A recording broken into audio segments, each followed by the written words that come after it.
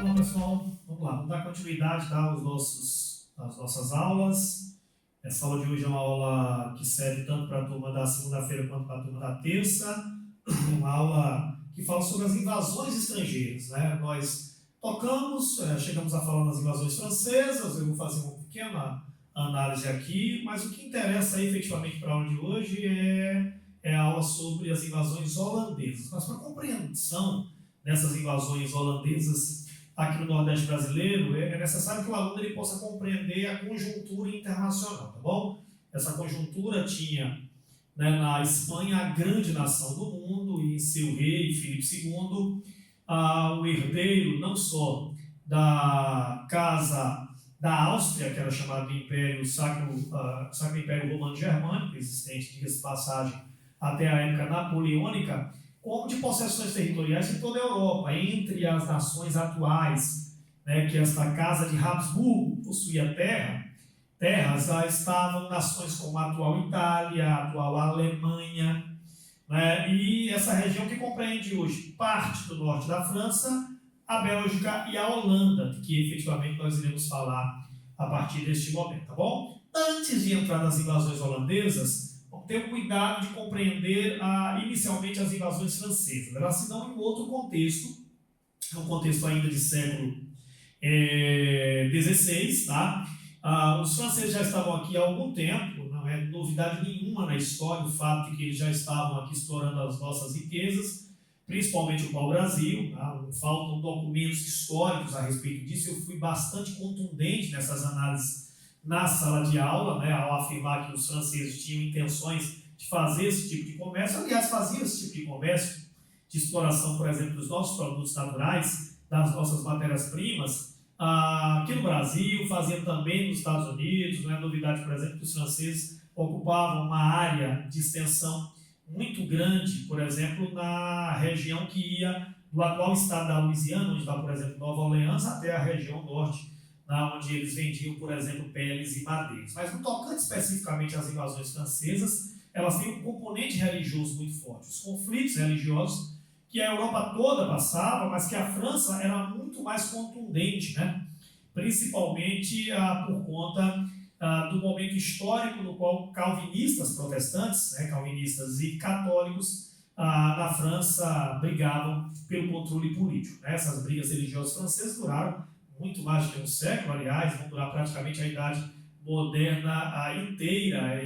Vou lembrar que somente em 1572, com o Edito de Nantes, isso vem a se encerrar, entre aspas, porque depois continuaria tendo implicações muito sérias durante a dinastia Bourbon, que é a dinastia absolutista mais importante. Foram duas invasões, uma invasão ao Rio de Janeiro, durante os governos gerais. Eles foram expulsos definitivamente em 1572. Eu destaquei muito em sala de aula a atuação de Estácio de Sá. Tem um componente religioso muito forte, já que os jesuítas eles começaram a ter muita importância nesse processo de expulsão, né, na aliança que fizeram com os índios tupiniquins. Os franceses eram aliados dos índios tupinambás. Destaque então para Estácio de Sá, destaque para José de Anchieta, importante, talvez o mais importante jesuíta brasileiro, não tem dúvida. E a outra invasão aconteceu mais ao norte, já durante a época da União Ibérica, do qual nós iremos falar daqui a pouquinho. Dá para perceber no quadro aqui o esquema.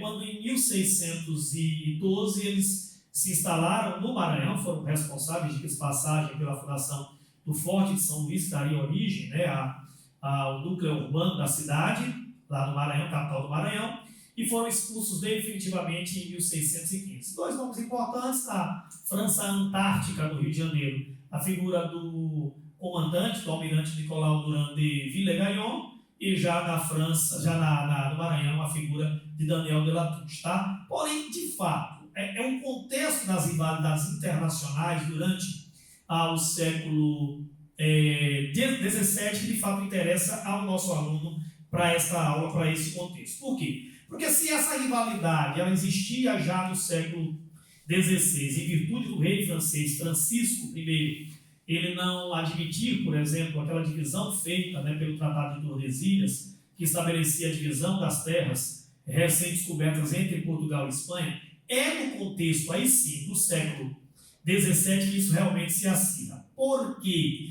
Porque o caso holandês é um caso de uma nação posteriormente independente, né, que tinha muitos interesses comerciais que estavam espalhados pelo mundo inteiro, particularmente aqui no Brasil, já que eles, desde 1530, eram responsáveis, né, pela relação comercial com Portugal de transporte e de refino, né, desse produto, do produto do açúcar, né, que era então a grande especiaria ocidental a ser vendida na Europa. Tá? Então, esse contexto de relação de amizade depois de ser inimigo, né, de Portugal, que estava sob o controle espanhol, é o que realmente nos interessa nesse momento. Tá bom? Eu preparei aqui um esquemazinho bem legal, vocês estão vendo aqui, ó, né, nosso cinegrafista, o professor Kédigo, que está ali do outro lado, já está aqui colocando para vocês, tá bom?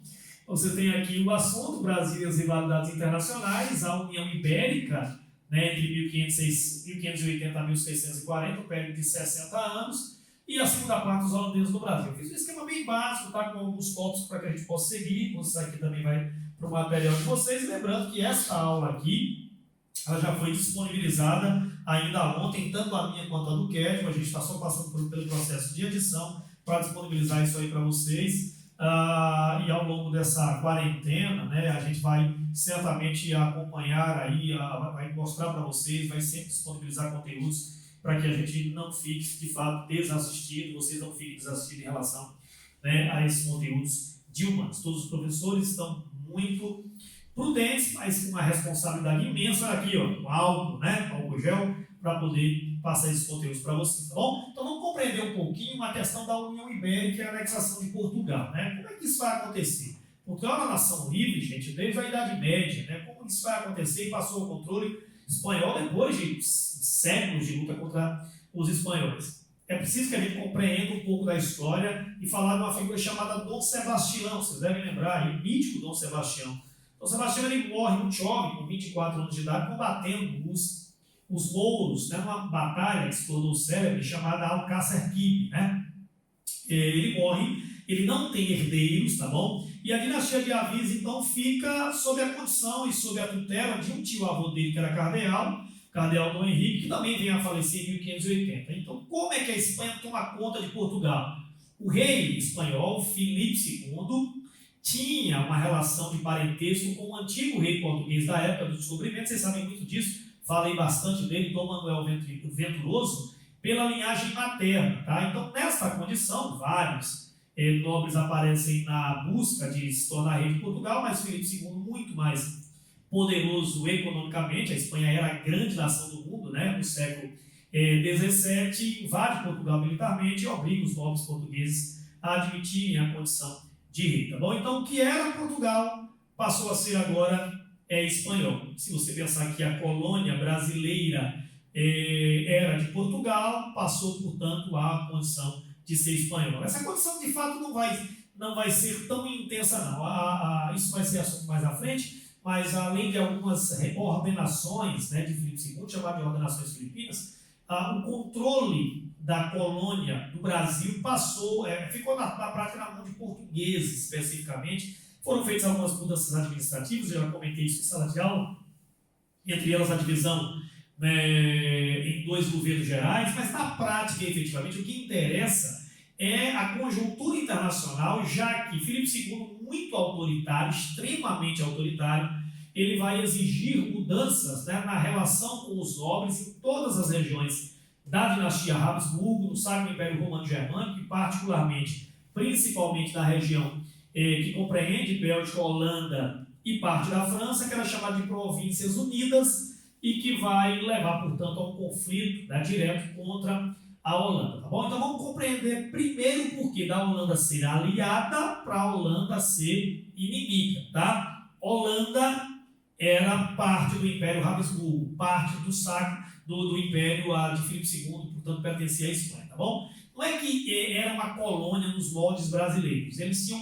muita independência, até porque essa região ela é uma região muito rica, principalmente por conta da presença, né, da burguesia europeia, judeus muito ricos e protestantes calvinistas, né? Lembre-se que o século XVI é o século dos conflitos religiosos, preferiram, portanto, ir para essa região fugindo, das ideologias católicas que pregavam a ideia do lucro como pecado e que passaram, portanto, a ser representativas nessa região mais ao norte da Europa. Tá? Com o arroxo administrativo e econômico praticado por Filipe II, o que é que vai acontecer? Esses holandeses eles começam a buscar, portanto, o processo de independência. Esse processo de independência veio através de muitas lutas essas que se concretizaram em 1581. Eu queria que vocês prestassem muita atenção na data da União Ibérica. Vou aqui falar para vocês, já que a imagem está um pouco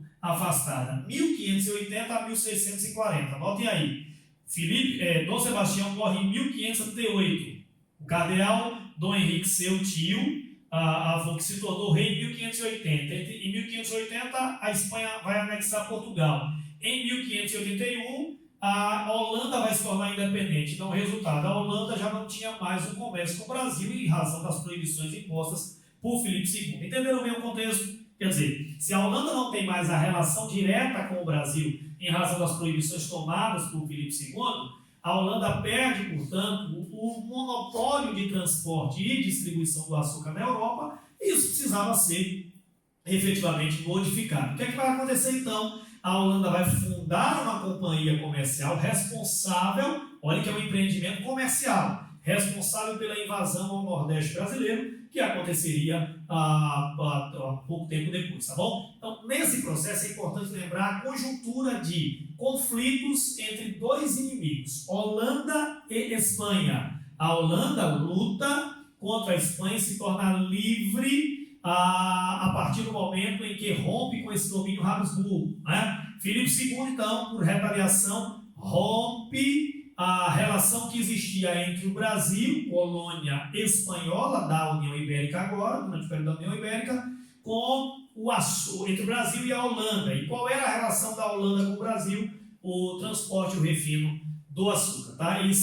Por essa relação, por esse motivo, os holandeses vão invadir, através do empreendimento comercial, que é o da Companhia das Índias Ocidentais, exatamente a área produtora de cana-de-açúcar na colônia portuguesa, agora espanhola, que era o Brasil. Perfeito? Então, diante desses fatos, nós passamos à segunda parte da nossa aula. Compreendemos, portanto, a anexação de Portugal, eu já falei para vocês, passamos agora à presença dos holandeses no Brasil e falamos, claro, das origens da Holanda, como falei para vocês, reiterando, a Holanda era parte do Império Habsburgo, com muita independência em relação às suas situações comerciais, mas que se vê, portanto, a partir do momento da ascensão de Filipe II, rei espanhol, presa aos arroxos administrativos e econômicos que levaram, portanto, esta região, pertencente hoje à Bélgica, à própria Holanda, isso é a região intitulada à época de Províncias Unidas,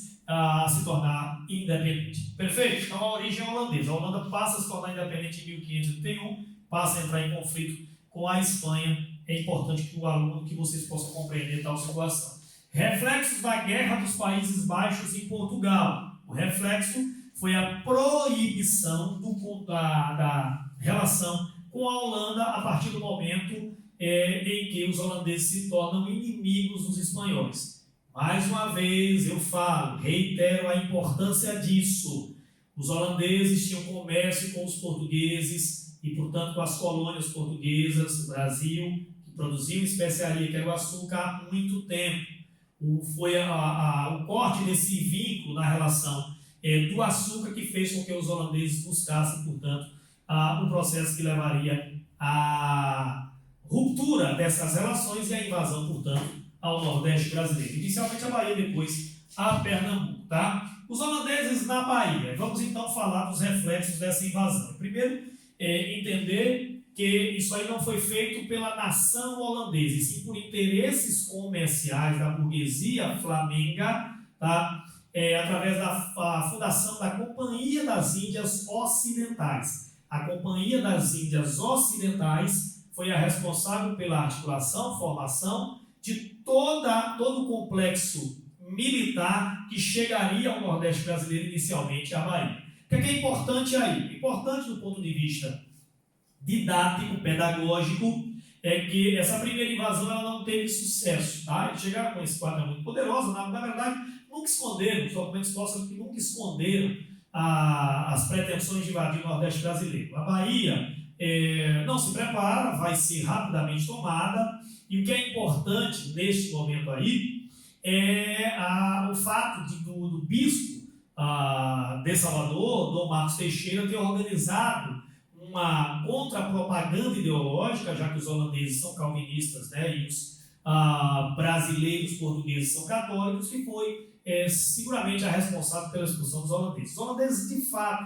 eles não estavam preparados para isso e nem para a própria conjuntura de invasão, já que um ano depois já estavam sendo defenestrados da Bahia. Quer dizer, a invasão à Bahia, na verdade, se tornou uma espécie de protótipo, uma espécie de algo preliminar para aquilo que seria, aí sim, a ocupação de um longo território, né, que praticamente se consolidou durante a fase da invasão pernambucana, quando os holandeses ficaram aqui durante 24 anos, longos 24 anos, de 30 a 54, e dominaram uma extensa área de terra que compreendia do centro dinâmico de Pernambuco, Recife, Olinda, precisamente, mais ao sul, e chegaram, portanto, à região do atual Sergipe, até o Maranhão, na região mais ao norte, e compreendendo, portanto, praticamente o Nordeste brasileiro, e sem dúvida nenhuma, pela importância que isso tem, né, a complexidade do domínio econômico da região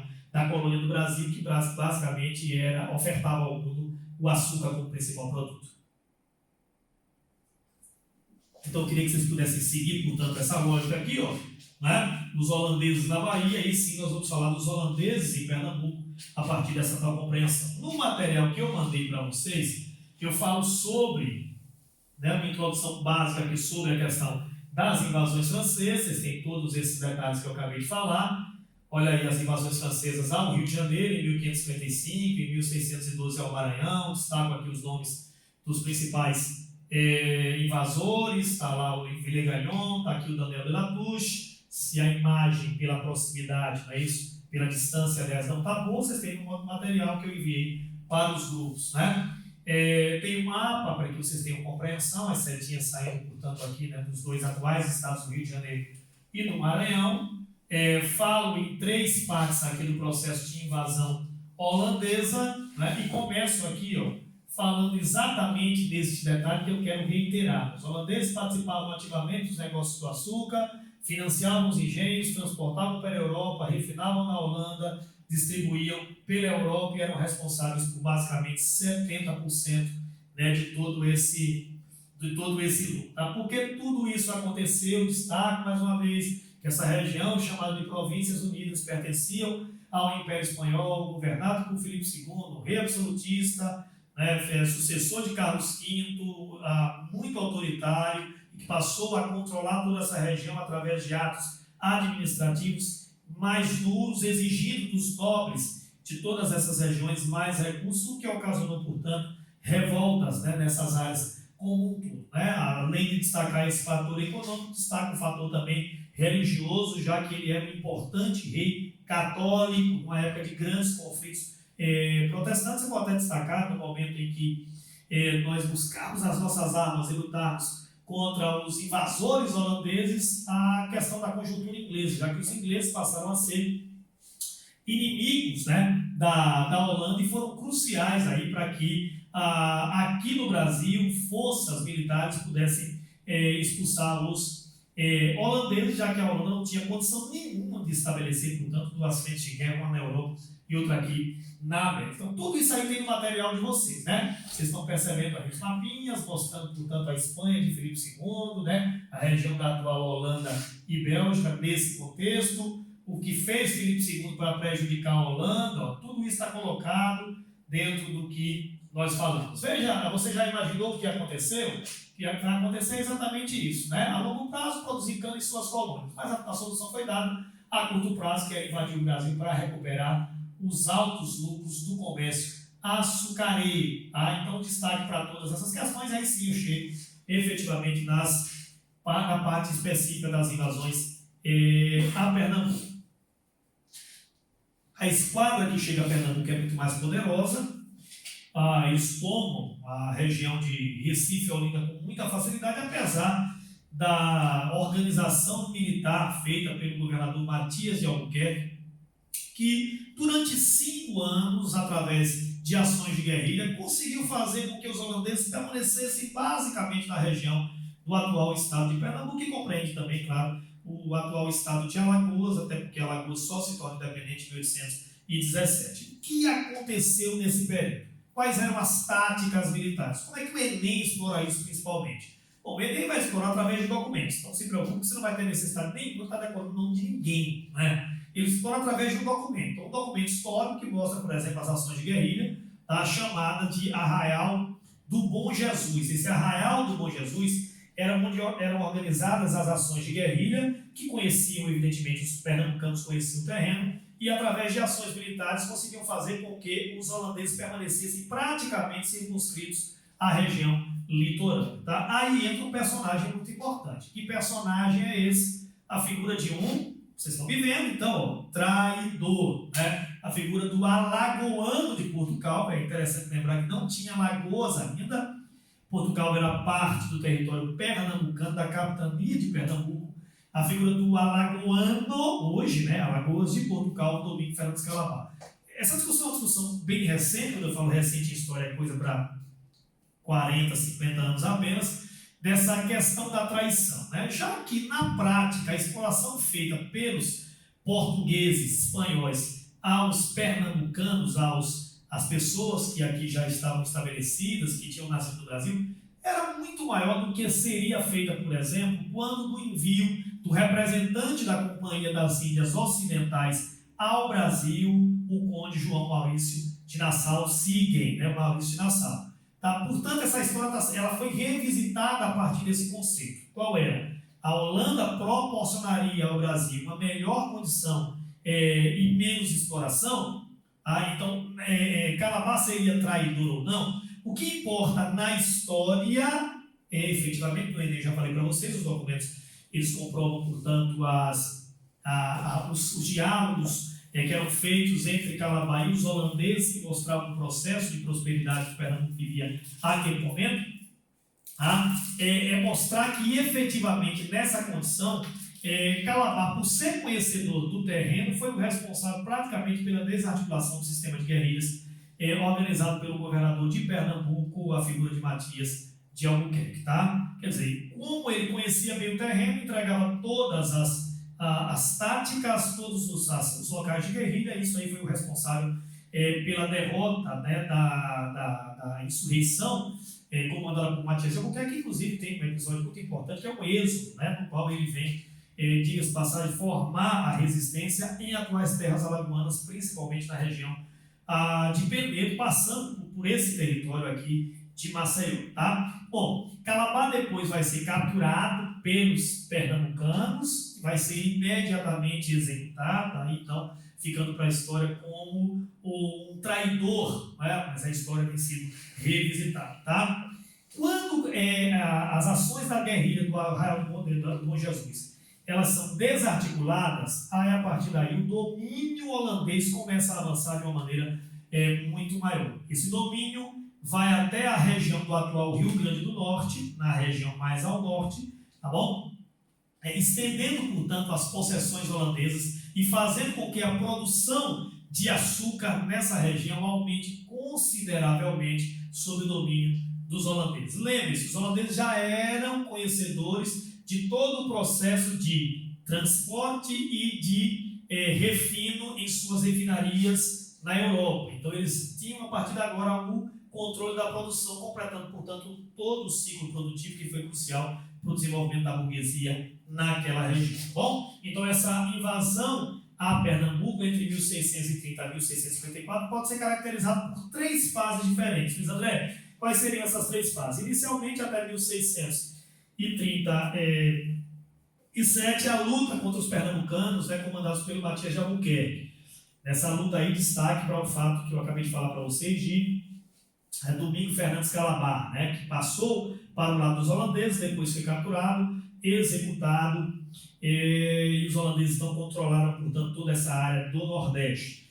A segunda fase, é essa que eu irei falar agora, é a vinda para cá de alguém para organizar administrativamente, já que os interesses dos holandeses eram efetivamente a exploração, a região do Nordeste. E essa pessoa foi o conde João Maurício de Nassau. Então, durante esse período de Nassau, aí de fato, vamos ter mudanças realmente muito significativas, mudanças essas que eu destaco, onde é que está, Luiz André? Exatamente aqui no nosso próximo slide, tá? Tem tudo aí organizadinho. A Holanda enviou para governar o Brasil holandês o conde João Maurício de Nassau, que concedeu, que portanto fez as seguintes medidas. Olha aí, concedeu empréstimos aos senhores de engenho para restaurar os engenhos que foram destruídos durante a guerra. Quer dizer, ele faz a aliança, portanto, com os senhores de engenho, né, base econômica do processo, né, de colonização, ganhando então a simpatia, né, dessa elite aqui do Nordeste. Retomou o tráfico de escravos da África, destacar o fato de que os holandeses passaram a controlar as praças africanas de escravos, particularmente na região dos atuais Guiné e Angola, uma delas a São Jorge das Minas, onde existia, portanto, um tráfico já estabelecido há longas décadas, tá? Uniformizou e modernizou Recife, chamado de Mauristade, diga-se de passagem, né? Cidade de Maurícia, onde ele começou, portanto, a estabelecer um plano urbano parecido com aquilo que acontecia nos países europeus, particularmente na Holanda, né? Até destaco ali a Veneza brasileira, trazendo arquitetos e artistas com algum reflexo, inclusive, paisagístico ainda, né? Arquitetônico, na atual Recife, para quem conhece, portanto, o estado de Pernambuco, que é a cidade que é a sua capital. Conquistou quase todo o litoral nordestino. Eu falei para vocês que o avanço se deu até o Rio Grande do Norte, mas na época de Nassau, esse controle chegou até o Maranhão e até Sergipe. Você tem uma noção de fato como realmente se expandiu bastante a área territorial sob domínio dos holandeses, né? Negociou as dívidas dos senhores de engenho, fazendo com que essas dívidas fossem colocadas mais para frente pelas negociações que estabeleceram, portanto, as relações de amizade entre holandeses e brasileiros e pernambucanos, né? Trouxe uma equipe pernambucanos e nordestinos como um todo hoje, mas especificamente brasileiros daquela época, né? Trouxe uma equipe de cientistas para estudar a flora e a fauna brasileira, destaque para muitos desses de pintores, de arquitetos, enfim, de botânicos, uma série de nomes importantes da época do Renascimento Europeu. Destaque entre outros para Franz Post, destaque entre outros para o médico Piso e tantos outros que deixaram um legado importantíssimo para o Renascimento, como o Renascimento artístico, o Renascimento científico na Europa. Tá? Compôs um governo também com português. É interessante isso aí, a chamada Câmara dos Escabentes, já foi até questão de Enem isso, né? Que era uma Câmara composta por representantes, lembram dos tais homens bons? Representantes tanto dos portugueses, dos brasileiros, né, dos senhores de engenho, quanto dos próprios representantes holandeses. Eles controlavam, na verdade, a Câmara dos Escabentes, mas havia uma representação política também por parte dos brasileiros nessas câmaras. Tá? Trouxe uma equipe... aliás, concedeu um dia de descanso na semana aos escravos, concedeu liberdade de culto religioso aos cristãos, calvinistas e judeus. Diga-se de passagem, a história mostra que a primeira sinagoga aberta aqui na região das Américas foi exatamente aqui na região de Recife, e os documentos históricos provam que foram esses judeus estabelecidos na região do Nordeste, que daqui expulsos foram, por exemplo, para os Estados Unidos, entre elas fundar cidades como Nova York. Tá bom? Então, alguns dos destaques importantes a respeito da presença de João Maurício Nassau. Eu estava até comentando com o Kevin agora há pouco, em off, a respeito dessa condição. Esses documentos históricos estão sendo ainda resgatados, muito da história da presença holandesa aqui em Pernambuco ainda está sendo escrita, ainda está sendo feita ou está sendo modificada, né? Isto é, há sempre uma pretensão. Se nós fôssemos, por exemplo, se o Nordeste tivesse continuado com os holandeses, nós seríamos mais desenvolvidos ou não, né? O processo de exploração teria sido menor, enfim, são partes históricas, hipóteses que não, obviamente podem ser comprovadas, né? A história estuda o passado, a gente não tem reflexo do presente, mas o historiador estuda, é claro, o passado. Acredita-se que Nassau tinha pretensões maiores de que ser apenas um representante, por exemplo, da Companhia das Ilhas Ocidentais aqui no Nordeste, que tinha pretensões, entre outras, de formar aqui uma espécie de reino independente. Tudo isso aí fica sob a condição de hipótese, e o que interessa efetivamente, né, é aquilo que é documentado e que é explorado nas nossas provas, tá bom? Então eu já falei aqui da organização do Brasil holandês, do governo de Nassau, que vai de 1637 a 1644. Eu queria que você desse uma olhadinha. 1637 a 1644. Opa, eu peço que vocês acompanhem meu dedinho aqui, ó. 1644, 1640. Quer dizer, aqui você já vai ter a restauração do trono português. Sobe ao poder uma nova dinastia, que é a dinastia de Bragança. Dinastia essa que vai completar os seus dias, é isso? Com Dom Pedro II, é isso? Essa dinastia de Bragança sobe ao poder, mas não tem forças para reaver o Nordeste brasileiro. Faz um acordo com a Holanda, na verdade. E esse acordo era basicamente resgatar, deixar o Nordeste nas mãos dos holandeses e resgatar, por exemplo, algumas praças africanas. Tá? Isso vai mudar de sentido, vai mudar o foco completamente a partir do momento em que a Holanda começa a perceber que os negócios econômicos, que a fonte de lucratividade com o Nordeste passa a não ser tão lucrativa e pede, portanto, a volta de Maurício Nassau. É a partir desse contexto que Nassau volta à Holanda e que a Holanda, passando por um processo de muito problema na Europa, com conflitos dos mais diversos.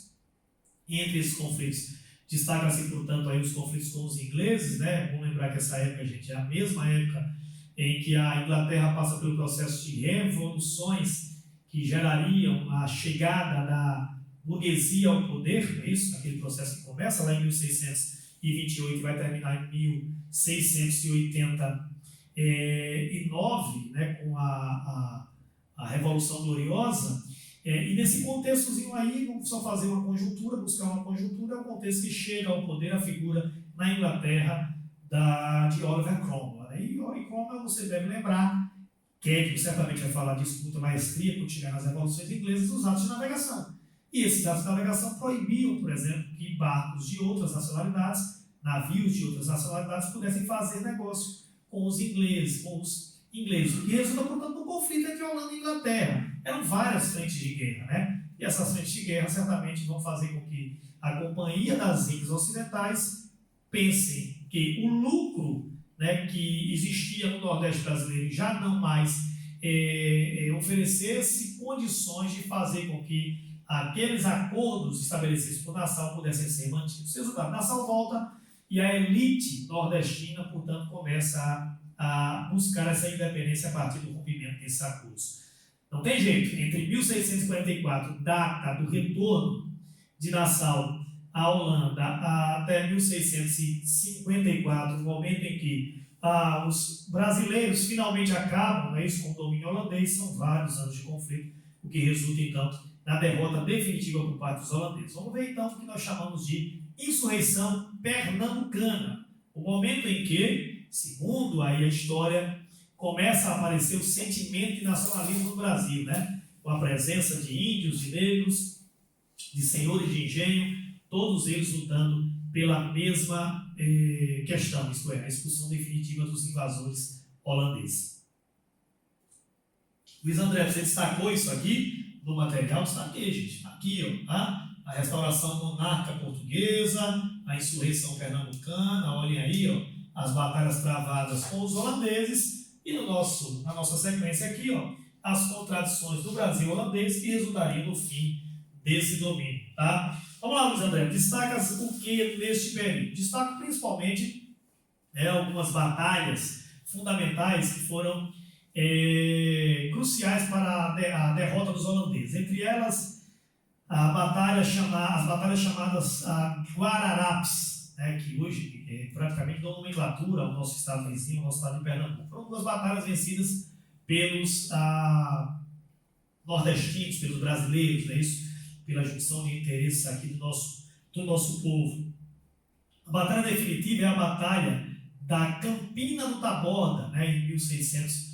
1454, que resulta, portanto, da expulsão definitiva dos holandeses. Mas é bom lembrar, nada disso aconteceria certamente, pelo menos naquele momento, se a conjuntura internacional não fosse favorável à expulsão dos holandeses, que não tinha condição nenhuma de estabelecer o domínio do Nordeste, né, tendo frentes de guerra abertas na Europa, principalmente contra a Inglaterra da época de Oliver Cromwell. Tá? A derrota definitiva dos holandeses faz com que ocorra a restauração dos interesses monárquicos portugueses sobre o Nordeste, né? A paz definitiva só seria alcançada com a paz de Haia em 1661, quando definitivamente os holandeses desistem do Nordeste, pedindo compensações financeiras, mas desistem do Nordeste, né? E as implicações disso são terríveis para o Brasil, por conta principalmente do arrojo administrativo que essa monarquia de Bragança vai fazer sobre o nosso território, em razão de não ter mais o controle, por exemplo, do comércio da região oriental. A falta desse controle de comércio da região oriental faz com que